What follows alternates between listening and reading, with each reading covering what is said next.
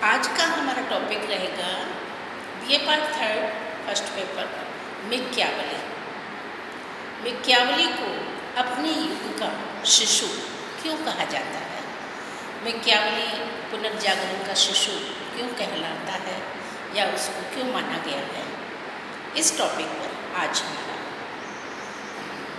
विचार रहेगा कि मिक्यावली एक ऐसा विचारक है जिससे आधुनिक युग की शुरुआत होती है। आधुनिक समय की शुरुआत मिक्यावली से मानी जाती है और मिक्यावली के जो विचार हैं वो उसने अपने महत्वपूर्ण ग्रंथ द प्रिंस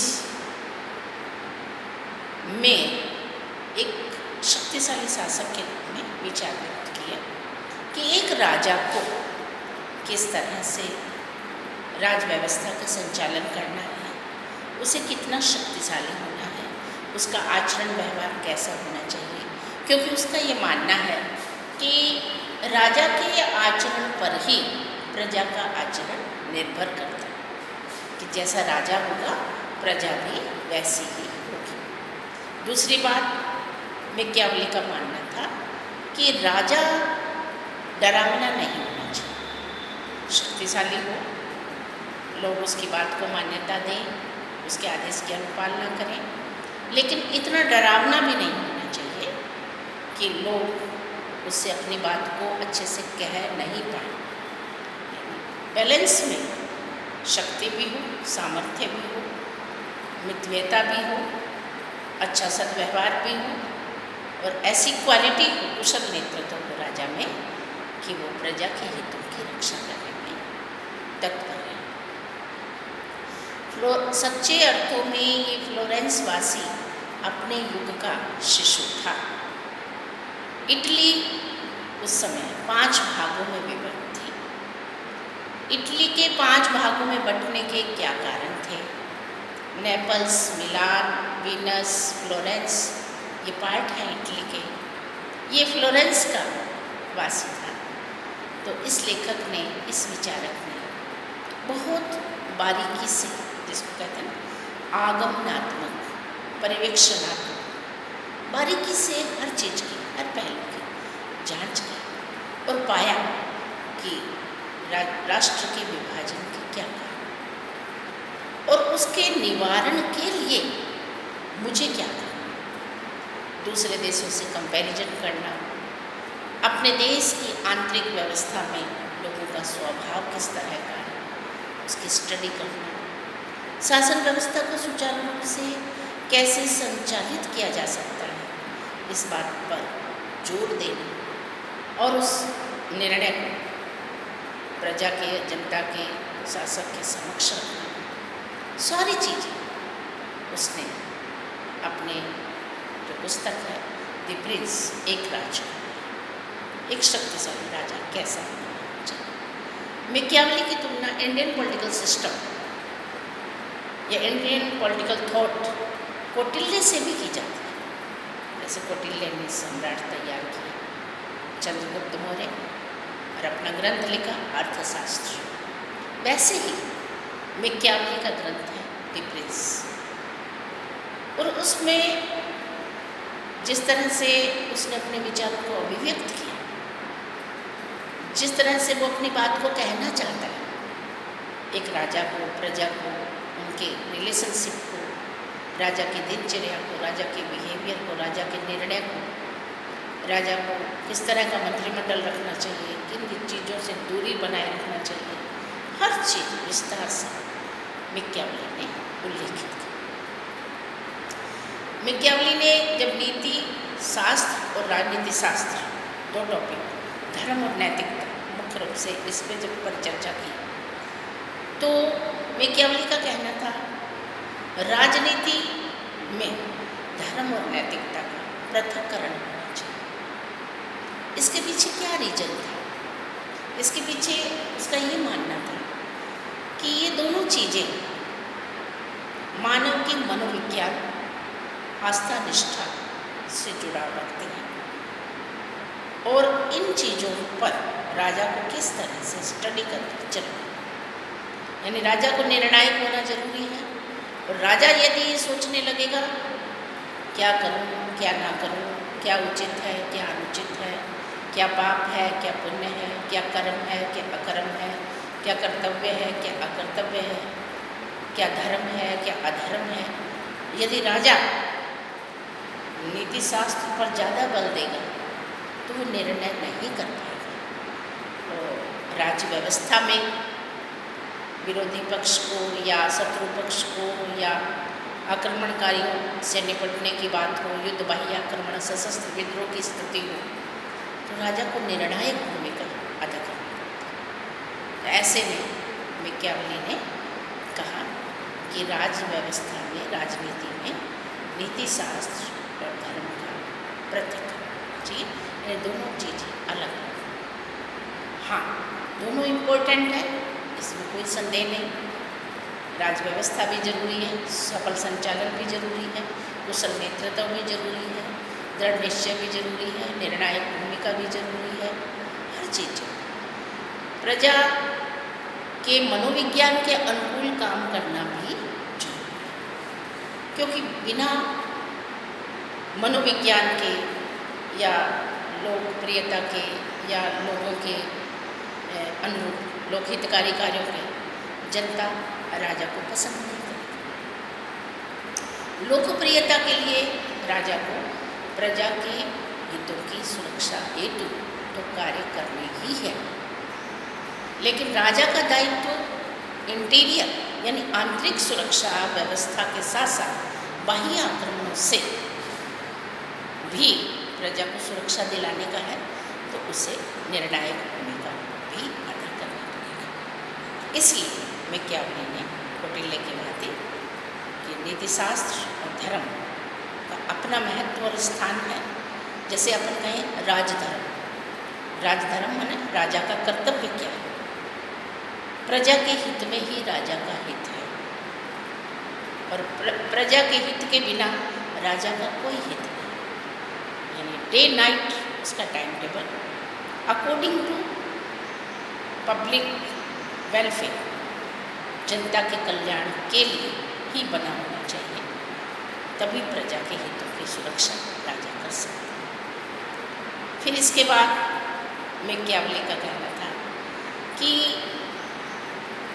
जो अन्य देशों में या अन्य राष्ट्रों में निरंकुश तंत्र, उस निरंकुश तंत्र की सफलता के क्या कारण, यानी उसकी स्थापना के क्या कारण है और उससे क्या रिफ्लेक्शन आ रहा है, यानी उसकी सुदृढ़ता, उसकी शासन व्यवस्था, उनके कुशल नेतृत्व, उनकी प्रजा भी प्रसन्न है, वो उनका दबदबा भी है। तो निरंकुश तंत्र की उन्होंने स्टडी की। हाँ, ये इसने पहले स्पष्ट कर दिया कि राजा अत्याचारी नहीं होना चाहिए, दुर्व्यवहारी नहीं होना चाहिए। यदि अपराधी कोई व्यक्ति है तो अपराध के अकॉर्डिंग उसको सजा मिले, राजा निर्णायक होना चाहिए। लेकिन अत्याचारपूर्ण ढंग से शासन करने वाला राजा इसने फेवर नहीं किया। तो निरंकुश तंत्र को प्रजातंत्र से जब कंपैरिजन करते हैं तो हम निरंकुश तंत्र को कुछ बातों के लिए, यानी उसकी कुछ क्वालिटी के लिए बेटर कहा जाता है। जैसे युद्धकालीन समय में डिसीजन लेने में, समय बचाने में, ऐसी बहुत सारे पहलू हैं जिसमें निरंकुश तंत्र को प्रजातंत्र से ज़्यादा बेटर कर देता है। लेकिन प्रजातंत्र की अपनी खूबियाँ हैं।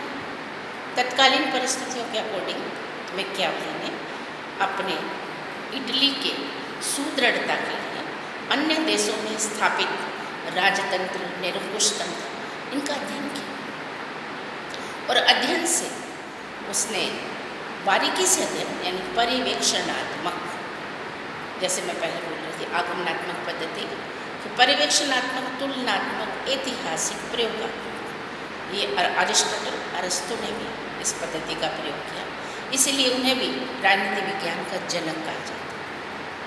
आधुनिक युग की शुरुआत मैकियावेली से है, तब हम कहते हैं आधुनिक युग का मतलब है कि ये प्रजातंत्र भी चाहते हैं और निरंकुश तंत्र भी चाहते हैं, समन्वय, यानी एक राजा हो, लेकिन वो शक्तिशाली। शक्ति अर्जन, शक्ति विस्तार ये जरूरी है एक राजा के लिए। यानी शक्ति के बिना सामर्थ्य नहीं हो सकता, शक्ति के बिना आदेशों की अनुपालना नहीं हो सकती, शक्ति के बिना दूसरे देशों पर, दूसरे राज्यों पर, दूसरे राष्ट्रों पर अपना प्रभुत्व स्थापित नहीं किया जा सकता। शक्ति के बिना प्रजा से अपने आदेशों की अनुपालना भी नहीं करवाई जा सकती। शक्ति सत्य और शक्ति के बिना राजा के जो सर्वोच्चता है उसको कायम रखना मुश्किल हो सकता है। तो आज भी हम इसको मानते हैं कि जनमत की शक्ति, राजतंत्र है तो जन्म के आधार पर शासन व्यवस्था प्राप्त की जाती है, तो उसे लोकप्रिय होकर काम करना पड़ता है। और निरंकुश तंत्र है वो स्वतः की शक्ति से शासन सत्ता संचालित करता है, लेकिन वो स्टेबल तभी रह सकता है जब प्रजा के हितों की रक्षा करके प्रजा को अपने फेवर में रखे। और प्रजातंत्र है तो जनता का जनता द्वारा जनता के लिए शासन। तो मैकियावेली ने इन सब चीज़ों का अध्ययन किया, तो अंततः उसने ये डिसीजन लिया कि राजा का शक्तिशाली होना जरूरी है। इसके बाद एक राजा की सफलता के लिए जो बातें मैकियावेली कह रहा है वो ये है, राजा को चाटुकारों से दूर रहना, निजी परिवार से भी उससे ज़्यादा समय अपने परिवारवाद को बढ़ावा नहीं देना, राजा को बहुत सावचेत यानी बहुत सचेत होकर कार्य करना है, षड्यंत्रों से बचना है, चाटुकारों से बचना है और योग्य अनुभवी टीम के साथ उसे कार्य करना है। तभी वह अपनी शासन सत्ता को सुदृढ़ और सफल रूप से संचालित कर पाएगा। नीति शास्त्र पर उसका मानना था कि दोहरा मापदंड, उसका कहना था राजा को तो धर्म और नैतिकता से पृथक होकर निर्णायक भूमिका अदा करनी है और उसकी भी अनुपालना करनी है, लेकिन हर समय वह हावी ना हो राजा के निर्णयों पर, लेकिन प्रजा को नीति परायण होना जरूरी है। मानव के स्वभाव की उसने स्टडी की और मानव के स्वभाव की स्टडी करने के बाद उसने ये पाया क्रोध, लोभ, अहंकार, स्वार्थ, प्रतिस्पर्धा यानी आसुरी लालची प्रवृत्ति, स्वार्थ की प्रवृत्ति मानव में ज़्यादा दिखाई दे रही है। जहाँ मानव के व्यक्तिगत हित हावी होंगे तो वह सार्वजनिक हितों की पूर्ति नहीं कर पाएगा। इसलिए मैकियावेली ने नैतिकता के दोहरे मापदंड पर बल देते हुए कहा कि प्रजा को नीति परायण होना बहुत जरूरी है, तभी जन कल्याण पर आधारित योजनाओं का क्रियान्वयन या राजा के कुशल नेतृत्व का संचालन, प्रजा में सामंजस्य सहयोग की स्थिति बनी रह सकती। मैकियावेली एक ऐसा शासक है जिसको हम कह सकते हैं सच्चे अर्थों में पुनर्जागरण का मतलब होता है फिर से जागृत कर देना।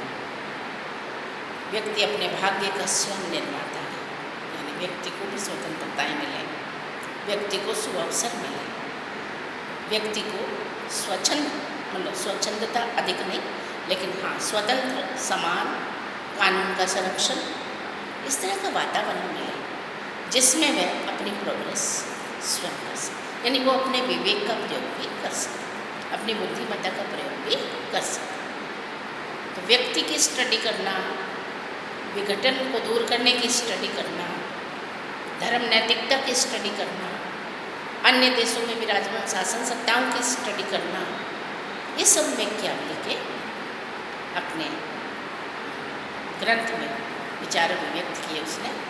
और पुनर्जागरण का मतलब यही है कि फिर से जागृत कैसे करें कि हमारा राष्ट्र जो है विघटन की ओर क्यों जाए, हमारे राष्ट्र को संगठन में कैसे बदल सकते, राष्ट्रहित में सोचना। और राष्ट्रहित में सोचने का मतलब हुआ व्यक्तिगत हितों के स्थान पर वस्तुनिष्ठता होना, यानी मानव में समर्पण की भावना, मानव में त्याग की भावना, मानव में अपनी संस्कृति और सभ्यता के प्रति भाव हो, आदर हो, सम्मान। व्यक्तिगत स्वार्थ की जगह प्रेम, सहयोग, दयालुता, सामंजस्य, इन क्वालिटी व्यक्ति में दोनों ही तरह के गुण पाए जाते हैं, कमी आसुरी और देवीय। देवीय गुण की मात्रा ज़्यादा हो, आसुरी गुण हो, ताकि कंट्रोल किया जा सके। तो मैकियावेली एक ऐसा शासक था जो शक्तिशाली शासक की बात करता है, प्रजा के हित की बात करता है, कानून व्यवस्था की बात करता है, राजा की निर्णायक भूमिका की बात करता है, राष्ट्र के विघटन को संगठन में बदलने की बात करता है, राष्ट्र को बाह्य आक्रमण से सुरक्षा की बात करता है, और सबसे बड़ी बात तो लोकतांत्रिक व्यवस्था की बात करता है। मितव्ययता कि शासक को मितव्ययी होना चाहिए, मतलब बहुत अधिक खर्चीला नहीं होना चाहिए। क्यों? क्योंकि राजा के पास जब तक संरक्षित कोष नहीं होगा, बजट नहीं होगा, पैसा नहीं होगा, कुबेर का खजाना नहीं होगा, तो प्राकृतिक आपदाएं हैं, भूकंप है, महामारी है, वायु आक्रमण है, बाढ़ है, अकाल है, तो इन सबको, इस सिचुएशन को फेस करने के लिए राजा के पास पर्याप्त धनराशि होनी चाहिए, संचित धनराशि होनी चाहिए, ताकि समय आने पर प्रजा पर वितरित की जा सके। तो राजा को मितव्ययी होना चाहिए। मितव्ययी का मतलब है कम खर्चीला और संचित निधि रखने वाला, आवश्यकता बने प्रजा पर उसको वितरित कर देने वाला राजा होना चाहिए। तो मैकियावेली के विचार आपके सामने रखें और स्पष्ट रूप से ये प्रिंस एक राजकुमार एक शासक की बात करता है, और सबसे मेन बात, मुख्य बात इस लेखक ने ये की कि राजा के आचरण पर प्रजा का आचरण निर्भर करता है, कि जैसा राजा होगा वैसी प्रजा होगी। राजा प्रमादी होगा, राजा विलासी होगा, राजा ऐशो आराम की ज़िंदगी बिताने वाला होगा, प्रजा से के हितों से अनभिज्ञ होगा, तो प्रजा में उसके आदेशों की अनुपालना करने में या उसके प्रति प्रेम और सहयोग करने में इतनी आतुर नहीं हो पाएगी, क्योंकि राजा के स्थान एक पिता तुल्य माना गया है। और पिता तुल्य का मतलब है जैसे व्यक्तिगत स्तर पर परिवारों का संचालन माता पिता के द्वारा किया जाता है, लुक आफ्टर, उनका डेवलपमेंट, उनको पैरों पर खड़े करने की बात, वैसे ही संपूर्ण राष्ट्र का जो नेतृत्व करता है वो भी पिता के समान, और उस राजा का दायित्व भी यही है कि पूरी प्रजा उसके संतान के रूप में संरक्षित रहे उसके कार्यकाल। तो ये विचार आपके सामने रखें। आज का क्वेश्चन था कि सच्चे अर्थों में ये फ्लोरेंस वासी अपने युग का शिशु कैसे माना जाता है, और किस तरह से इसके युग से आधुनिक युग की शुरुआत हुई, जिसे आज हम लोकतांत्रिक व्यवस्था के रूप में अध्ययन करते हैं, जहाँ लोक कल्याणकारी राज्यों में जन्म से लेकर मृत्यु तक व्यक्ति का साथ देता है राज्य। बहुत सारी बातें मैकियावेली के माध्यम से उस समय की तत्कालीन परिस्थितियों का अध्ययन करके और अपने राष्ट्र की कमियों को, राष्ट्र की बुराइयों को, राष्ट्र में व्याप्त षड्यंत्रों को दूर करने में मैकियावेली की अहम भूमिका मानी जाती है, कि इटली को विघटित, इटली को संगठन में कैसे परिवर्तित करें, बिना राष्ट्र के संगठित हुए न तो आंतरिक रूप से व्यवस्था बनी रह सकती है, न बाह्य आक्रमणों से